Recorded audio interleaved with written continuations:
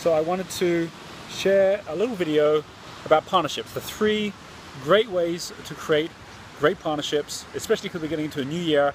As you're planning in the new year, who do you want to have as your partners? Most people get it wrong. Most people actually try and create partnerships just focusing on the bottom line. How much can I make? What can you do for me? As opposed to really set it up for long-term success. So here are the 3 things. Very simple. Step number 1 is asking the question why. It's like the longer-term point of even being in a partnership has got to be that you're hoping that whoever you're going to partner with is going to make life better for you, and you're hoping to make life better for them as well. So first question is, what's your perfect world look like?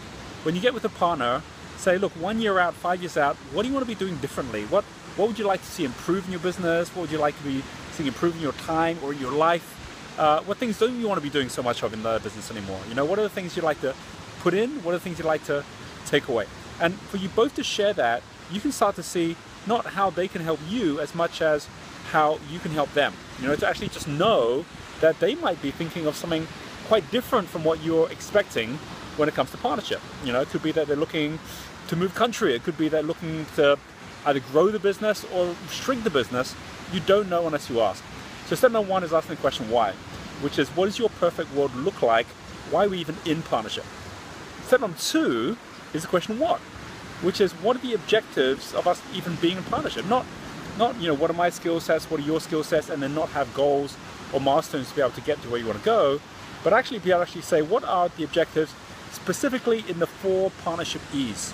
So there are 4 E's that have a certain order, and the first one is experience.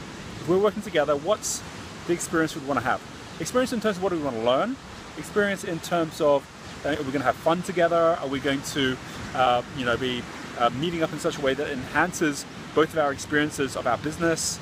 So what do you want to experience out of the partnership? And to be clear on that from the beginning, so that if there's certain ways you want to experience working with each other, that becomes the most important thing. You've got a culture in your business, you've got values that you stand for, you want to be sharing those up front and find out what theirs are as well, because at the end of the day, most partnerships make or break based on the good experiences or the bad experiences of what you share with each other.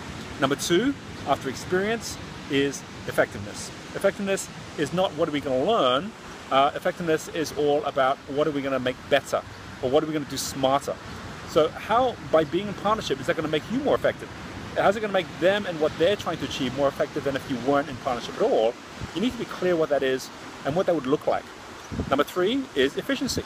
So not just do you want to be doing things that make things better, you want to do things that make things either faster or cheaper, that make things more efficient.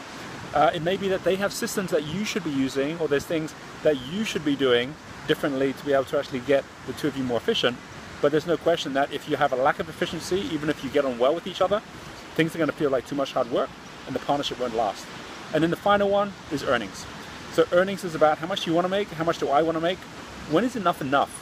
Unless you define that, you will have different expectations from each other. And so these 4 E's allow both of you to say, well, here's what I'd like to achieve.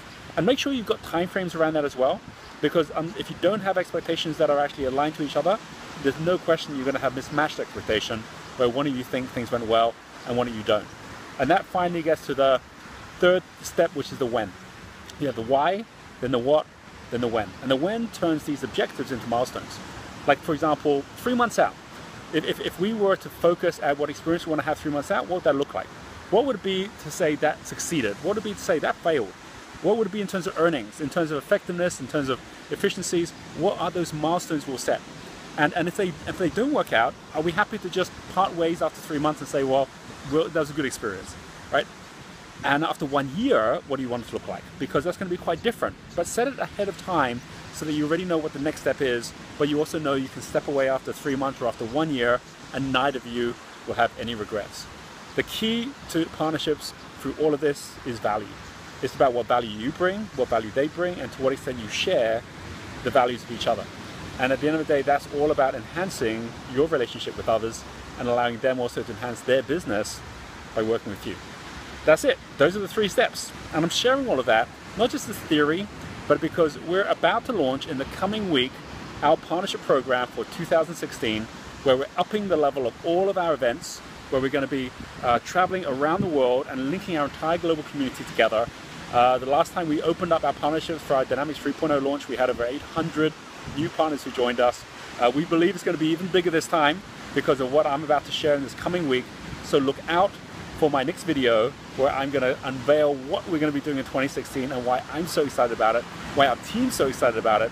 And at the same time, there's a link down below that if you'd already like to just sign up and be one of our partners, which is free to join, but by being part of who we are, you'll be asking that same question of yourself, which is, well, what is it you'd like to experience this coming year? What is it that you'd like to have that would make you more effective? What is it you'd like to be doing to make you more efficient? And also what is you'd like to be doing to be earning at the level that you should and know you could be earning as well. Just have a think about those. Click down below if you'd like to actually be one of our partners already. Look forward to catching up with you in the coming week where I'll be sharing with you what our big plans are for 2016. And with that being said, I will just leave you with an image of the Bali sunset. Have an awesome week ahead.